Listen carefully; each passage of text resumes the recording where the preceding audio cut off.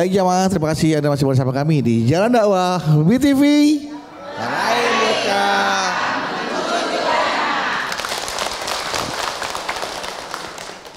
Ustadz Encep akan melanjutkan tausiah kita untuk tema hari ini, membuka pintu maaf seluas-luasnya dan menutup pintu dendam di hati.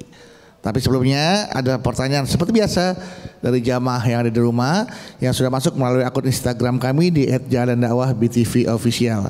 Sudah ada dari @jemari rapuh, Pak Ustadz. Jemari Rapuh. rapuh. Jadi nggak bisa ketik Pak Ustadz. Nggak bisa. Begitu ketik jarinya rontok. Iya. Jemari rapuh.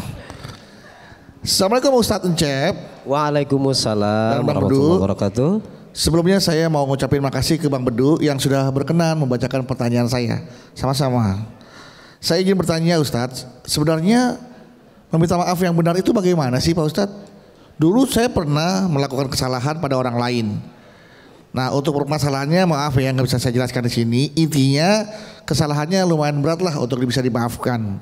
Berulang kali aku mencoba untuk selalu, ini salah. Bukan begitu nadanya. Masih- Berulang kali aku mencoba. Malah ngikut sih Bu. Saya berulang kali saya datang ke rumahnya untuk mencari kata maaf Pak Ustadz. Oke, minta maaf ya. Minta maaf, tapi hasilnya selalu tangan kosong. Puncaknya macet di Gadok Pak Ustadz.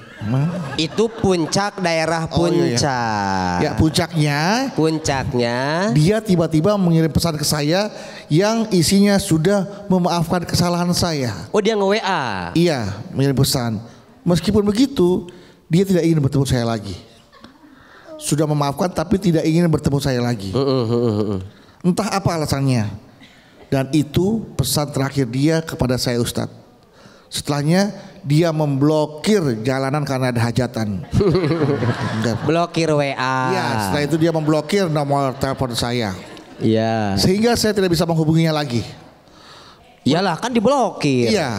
Nah, menurut Ustadz bagaimana cara membuka nomor blokir WA itu Pak Ustadz? Gampang Kang itu mah. Bagaimana Pak Ustadz? Iya. Ya, menurut Pak Ustadz apakah orang tersebut sudah benar-benar memaafkan kesalahan saya atau belum? Baik. Terima kasih Pak Ustadz. Sama-sama. Ini ya Jemari ya, silakan didengarkan, silakan. Iya. Bu. Susah ya memaafkan ya Bu ya.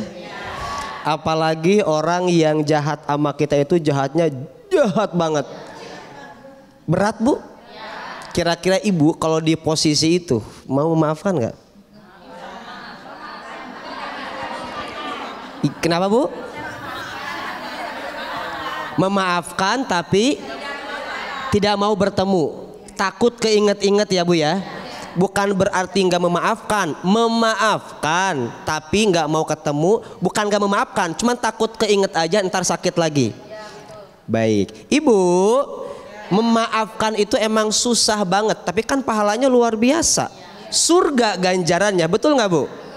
Nah ini masalahnya gimana? Kalau ada orang yang meminta maaf sama kita, saking dosanya begitu besar sama kita, sampai kita susah untuk memaafkan. Itu gimana Ustaz? Nih ada nasihat Bu dari Imam Ibnu Hazm. Idza mamruun ja'a taiban ilaika walam taghfir lahu falakadzanbu. Kata Imam Ibnu Hazm, kalau ada orang yang datang ke kita untuk minta maaf atas kesalahan-kesalahannya tapi kita tidak memaafkannya, falakadzanbu, kata Imam Ibnu Hazm, maka dosa itu berbalik ke kita. Makanya Ibu, kalau ada orang yang minta maaf sama kita, dimaaf. Tapi Ustadz, saya tidak terima. Nggak apa-apa Ibu, pelan-pelan. Walaupun di awal kita masih belum sampai level memaafkan yang sesungguhnya, kita masih nahan emosi aja. Gua maafin, tapi maaf ya, cukup sampai di sini aja, kita nggak usah ada ketemu. Wabillahi taufiq wal hidayah. Wassalamualaikum warahmatullahi wabarakatuh. Bukan saking sakitnya, karena kan yang namanya sakit mah namanya manusia ya Bu ya. Jangankan ibu, Ustadz aja begitu kadang-kadang, ya Allah, gila ini orang udah ngambil mobil kita dibawa kabur. Wah, kita mau maafin, alhamdulillah. Yang namanya Ustadz ya Bu ya. Mau memaafkan, maafkan. Tapi kita mah husnudzon. Insya Allah dengan memaafkan orang lain, maka Allah akan memberikan kebahagiaan kepada kita. Walaupun memaafkan itu jangan sampai ibu menyimpan dendam. Udah itu aja. Ibu kalau belum mampu untuk memaafkan secara sesungguhnya memaafkan, setidaknya jangan nyimpen dendam. Ibu tahu dendam. Dendam itu perasaan marah tapi disertai dengan ingin membalas. Ibu ini pernah dizolimin sama orang.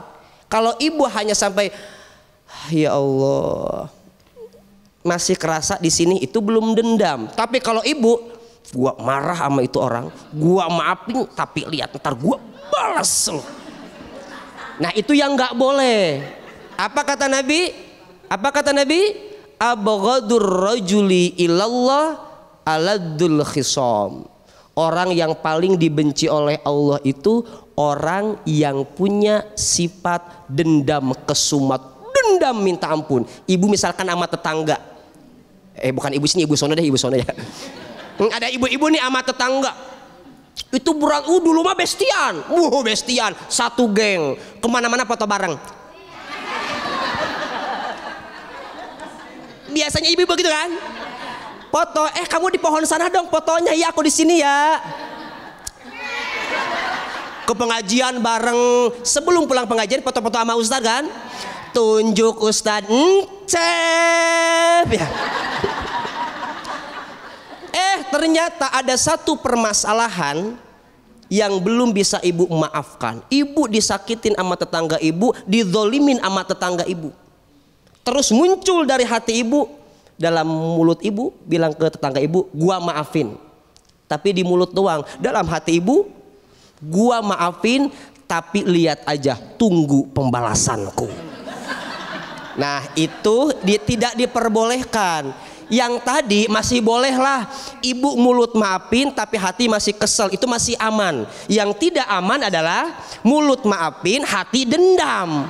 Itu tidak disukai oleh Allah. Orang-orang yang punya sifat pendendam hidupnya pasti capek ibu. Makanya kata Ali bin Abi Thalib, dendam terbaik, balas dendam terbaik adalah ketika kita menjadi manusia yang lebih baik. Kita dizolimin sama orang, jangan dibalas yang begitu lagi. Udah, kita menjadi manusia yang terbaik. Buktikan sama orang itu. Ibu dihina-hina sama orang dulu, ibu nggak dikira sama orang, jangan dibalas begitu. Liatin aja, ntar kalau gua udah sukses, gua yang giliran ngehina lo. Nanti Allah nggak bakal nganter ibu. Kenapa? Niatnya udah salah. Ada orang yang menghina kita, ada orang yang menjelekkan kita. Alhamdulillah, terima kasih. Bisa jadi dengan kita dihina sama orang, dengan kita dizolimin sama orang, derajat kita Allah angkat. Bu, saya mah ingat nasihat umi saya. Nih curhat nih, bener saya curhat ini. Mobil saya dia bawa kabur sama orang bu. Saya curhat ke ibu saya, Ujang, udah biarin aja. Kamu ikhlasin, nanti Allah akan ganti dengan yang lebih baik. Bener bu. Makanya kalau kita ikhlas, husnudzon sama Allah, udah jangan dibalas dengan rasa sakit lagi. Ikhlaskan karena Allah, jadi menjadi pribadi yang lebih baik. Terima kasih untuk para pendengkiku. Terima kasih untuk yang menghinaku. Sekarang aku menjadi pribadi yang lebih baik. Ya enakan begitu daripada ibu nyimpan dendam. Itu kapan orang, ya Allah. Ibu keluar rumah ketemu sama tetangga lagi, ibu mangkel di sini bu, pengen nyubit susah rasanya gitu. Coba kalau ibu senang, si Ece gimana kabarnya, sehat ya, alhamdulillah mau jalan-jalan ke Turki kita teh. Enakan begitu bu, daripada ibu nyimpen dendam. Satu, bisa memutus silaturahim, dan yang kedua, orang yang nyimpen dendam itu tanda orang yang lemah imannya. Hatinya kotor, imannya lemah. Lihat dong Kang Bedu, Orang yang pendendam itu badannya pasti kurus krempeng. Kang Bedu mah montok begini. Orangnya tuh, iya Ustadz, pasti begitu ya? Iya Pak Ustadz. Ini contoh ibu. Nih kelihatan yang pada kurus-kurus masih nyimpen dendam. Bukannya gitu Pak Ustadz. Gimana? Mau disimpan di mana lagi dendam Pak Ustadz? Iya. Udah penuh di sini Pak. Penuh lemak ya. Penuh lemak. Jadi Iya. kenapa orang terasa sesek hatinya, terasa sempit dadanya? Karena tersimpan dendam yang begitu kesumat Pak Ustadz. Betul sekali. Jadi jangan sampai dada kita terasa sesak, hati kita terasa sempit karena ada dendam di hati kita. Itu dia. Lepasin Capek aja, Bu. pokoknya, dendam itu Lepasin. capek. Kosongkan semuanya Bu.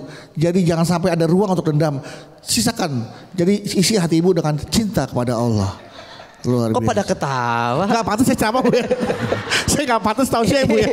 Ini lagi tausiah diketawain sama ibu-ibu. Allah Akbar Bu. Saya ngomong terus ini Bu. Jangan ada dendam di hati Ibu. Buang jauh-jauh. Iya, Kosongkan iya, hati Ibu. Taruh ruang untuk cinta kepada Allah di hati Ibu. Itu jangan taruh dendam. Betul Seperti sekali. Itu, Hatinya penuhi cinta biar Penuhi dendamnya cinta. nggak bisa masuk gitu. Nggak bisa masuk tuh. Oke, tepuk tangan untuk Ustadz Uncep Ibu ya. Oke, saya mah nggak dendam Bu, biar saya diketawain. Ibu tetap saya kasih kesempatan buat bertanya. Ayo, siapa mau bertanya? Siapa mau bertanya? Ngapa? Katanya. Iya Ibu silakan. Assalamualaikum warahmatullahi wabarakatuh. Waalaikumsalam warahmatullahi wabarakatuh. Perkenalkan, nama saya Santi Susanti dari Majelis Taklim An-Nur Fadilah, Desa Telaga Murni, Kecamatan Cikarang Barat, Oh, Kabupaten akhirnya Bekasi. bisa ngelihat atlet bulu tangkis. Itu dia. Ibu? Iya, Saya Santi dulu Susanti. hanya kenal di TV aja. Itu Susi Susanti Pak Ustaz. Lah kalau ibu siapa? Santi Susanti. Santi Susanti. Bukan Pak Ustadz. Ayah Susanti, perempuan banyak. Nah, itu ada lagi tuh. Iya. Oh jadi Ibu bukan atlet bulu tangkis. Bukan. Silakan Ibu Santi Susanti. Terima kasih, izin bertanya Pak Ustadz. Sebelumnya saya mau cerita ini tentang adik saya. Oke. Adik saya berpacaran dengan tetangga yang kebetulan jarak rumahnya itu hanya 3 rumah dari rumah saya. Oh ntar dia nyanyi dong. Pacarku 5 langkah. Betul. Iya, iya. Nah, orang tua dari laki-laki itu sangat setuju sekali dan mengharapkan mereka segera menikah. Oke. Tapi qadarullah hubungan mereka itu kandas di tengah jalan karena si cowok itu matre banget gitu. Wah Ibu. Cowoknya. Nah, setelah ketahuan gitu, Kandas. matre, Iya, matre. lalu diputus ya ibaratnya kandas, si ibu dari laki-laki itu nggak setuju gitu, dia sangat marah gitu karena ibaratnya sudah mengharapkan mereka untuk menikah Yang memutuskan, mohon maaf, yang memutuskan hubungan siapa? dari Adik pihak Ibu? perempuan. Adik dari Ibu berarti kan? saya. Oke. Gitu. Terus? Nah setelah putus si ibu calon, maksudnya dari laki-laki Iya. itu menjelek-jelekan adik saya gitu ke apa sih Orang-orang. ke warga gitu, satu RT dan terus RT lain gitu, menjelek-jelekan adik saya. Nah setelah kemudian ibaratnya setelah putus adik saya mendapat jodoh, dia menemukan laki-laki yang baik, lalu dia berencana untuk menikah. Maksudnya gini, demi keeratan bertetangga, kami Demi silaturahmi, demi mengadakan hajatan itu mengundang si ibu. Si ibu yang tadi nggak jadi. Ya betul. Diundang juga. Diundang Keren karena itu. menghargai dan menghormati Betul, sebagai harus tetangga, begitu. gitu. Iya. Tapi si ibu itu menjelek-jelekan adik saya dan menghasut warga satu RT untuk tidak hadir. Gitu menghasut di acara pernikahan adik saya. Dan warga satu RT itu mendengarkan hasutan si ibu itu Dan hingga termakan hasutan. Mereka tidak hadir di acara hajatan adik saya. Sampai nggak hadir. sampai tidak datang. Kan deket dong itu. Iya, itu. Acara di rumah kan? Acara di Iya, rumah. ya namanya nggak suka Kang Bedu. Iya. Kemakan hasutan. Makan hasutan si ibu mantannya. ya dari calon mertua yang tidak jadi itu gitu. Nah terus ibu saya merasa sedih gitu ya dengan Sedih tidak lah. hadirnya para tetangga satu RT itu. Saya merasa kesal, saya merasa marah gitu. Sampai timbul dendam karena kemarahan Iya, ibu tuh ya. merasa sakit gitu melihat orang tua saya sedih, Dijelek-jelekan kecewa lagi gitu adik di hari ibu. pernikahan adik saya gitu dengan tidak hadirnya para tetangga. Nah, yang saya mau pertanyakan atau minta solusi gimana cara saya menghilangkan rasa dendam itu. Hilang Padahal saya tahu dendam itu dosa. dosa. Tapi kalau nggak saya boleh. ingat peristiwa itu, saya Marah tetap marah. Marah. Emosi dendam. iya begitu. Bagaimana cara menghilangkan dendam itu? Betul. Hilangkan tetangga ibu yang jahat itu. Ya, hanya itu Pindah, Pak kalau nggak Ustadz, pindah ya, maksudnya. minta solusinya, minta Siap. pencerahannya. Terima Siap. kasih. Iya. Wassalamualaikum warahmatullahi wabarakatuh. Waalaikumsalam warahmatullahi wabarakatuh. Itu kan kerugiannya bukan cuma material, non material ya. Non material iya sakit Pasti. hati jelekin. Kerugian materialnya bayangin satu RT ada berapa kakak? 50. Coba itu 50 kakak. catering berapa tuh? 50 kakak kan. Satu kakak harusnya kan kondangan 100.000. Iya. 50 kali 100 5 juta hilang kan Bu gara-gara. Bisnisnya jalan juga. Kerugian materialnya jelas 5 juta. Materi udah pasti Nggak jelas, datang. nama baik juga Nama baik pasti juga. jelas. Gimana ya kakak aja nggak marah, nggak timbul dendam. Nah pertanyaannya bagaimana cara menghilangkan dendam itu Pak Ustadz? Betul. Tapi nggak kebayang itu pas lagi motongin bawang tuh saya. Iya. Pasti tuh rame tuh lagi begitu, panas banget. Lagi motongin bawang kan 3% tuh ngupas bawang. Nah sisanya? 97% yang ngupas aib orang lain kan itu. Oh si ibu itu yang kemarin gitu. Padahal saya mah ya. Hati-hati, itu akan jadi dosa jariah yang menghasut tadi. Wah nggak boleh itu. Pertanyaan sekarang adalah saya biar gampang menghilangkan rasa dendam. Dendam itu kan masalah hati. Kenapa kita susah menghilangkan rasa dendam itu? Karena hati kita kotor sebetulnya. Makanya kalau hati kotor Bu, kalau hati kotor itu tidak akan merasakan lezatnya zikir dan ibadah. Makanya ngilangin dendam itu susah karena atau gimana solusinya? Kita sudah tahu solusinya. Tombo ati iku 5 perkara. Yang pertama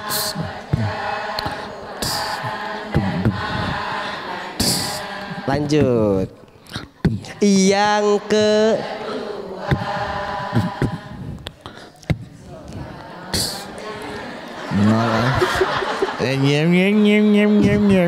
pakai nyanyian aja lupa. Kita tahu obat hati itu apa aja. Pertama, membaca Al-Quran dan mentadaburinya. Ibu, kenapa kita susah melepas rasa dendam? Karena kita Al-Quran di rumah cuma jadi pajangan doang. Padahal Al-Quran itu syifaun, obat. Obat apa? Obat hati salah satunya. Makin ibu dekat dengan Al-Quran, makin bersih hati ibu. Yang kedua apa obat hati itu? Sholat malam. Tahajud ibu rajin. Abis tahajud ibu lanjutin zikirnya. Ya tapi kalau suaminya minta ibadah yang lain gak apa-apa, ibadah dulu. Abis itu mandi, zikir sampai subuh Bu. Iya, kemudian yang keberapa? Yang keempat, wa khalaul batni, banyak puasa. Banyak puasa tuh. Banyak puasa. Banyak. Ini banyak buka. Banyak puasa. Banyak puasa. Yang kelima, wa mujalasatu sholihin, biar hati kita bersih, gampang melepas rasa dendam, biar nggak dendaman jadi orang. Wa mujalasatu sholihin, kumpul dengan orang-orang yang baik, dengan orang-orang yang solehah, dengan orang-orang yang soleh. Kalau ibu gabungnya sama orang yang pendendam juga ke bawah, kata gua Maya. Gua mah kalau jadi elu nggak bakal gua menerima aja begitu aja. Kata gua entar kalau dia hajatan lu bikin begitu lagi.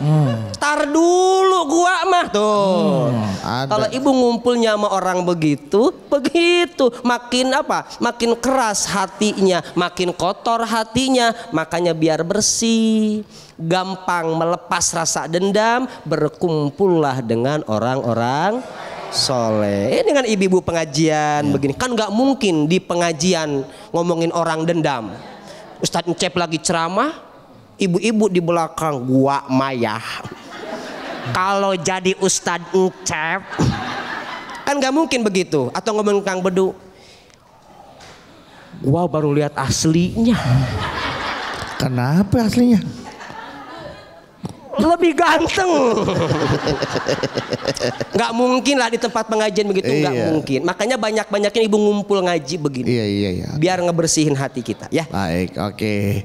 Tepuk tangan buat Ibu Susanti. Oke, sekarang siapa lagi yang mau bertanya? Oke, bagus semuanya. Siapa yang bertanya? Sebelah mana dia yang bertanya? Ada di sini. Iya, Ibu silakan. Aduh, jadi pukul Bu. Pusing.